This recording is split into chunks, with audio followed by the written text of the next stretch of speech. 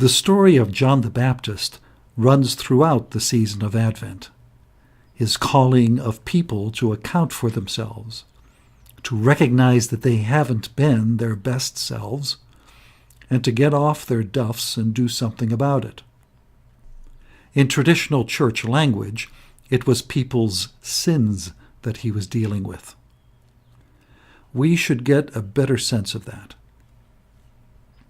In G.K. Chesterton's words, sin, whatever else it is not merely the dregs of bestial existence. It is something more subtle and spiritual, and is in some way connected with the very supremacy of the human spirit. The reality of sin arises, in fact, from the same truth that makes the reality of human poetry and joy. It arises from the fact that the smallest thing in this world has its own infinity. An awareness of the packed potential in each thing, in each decision, and in each action is what sin and salvation is all about. Our lives swim in an ocean of actual dynamic grace and potential future grace. In all of the things that we do and see every day, it may be the smallest ones that have the most profound, unannounced, and probably even unknown effect. This is the butterfly effect from chaos theory applied to human relationships. A decision that you make or an action that you take bears real, immediate, and future consequences, both for you, for others, and for the world around you.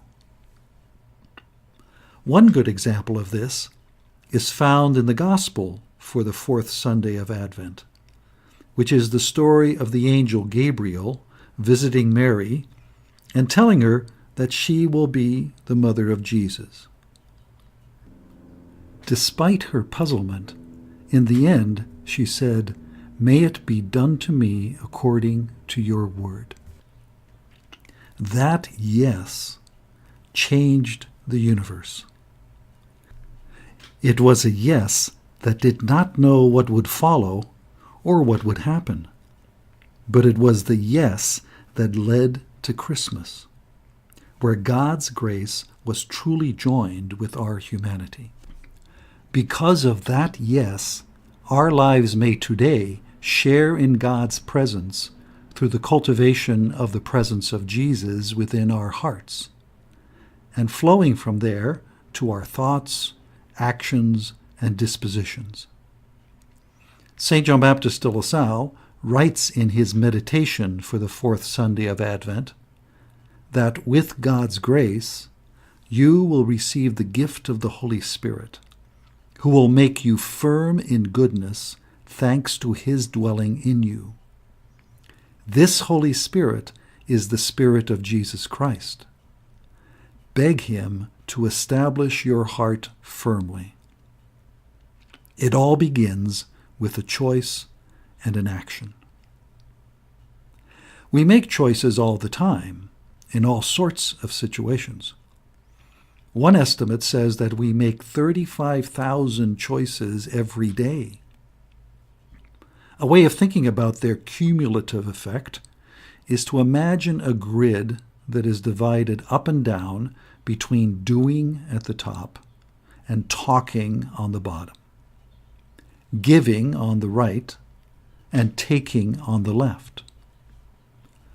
Where among the four quadrants do most of your decisions cluster?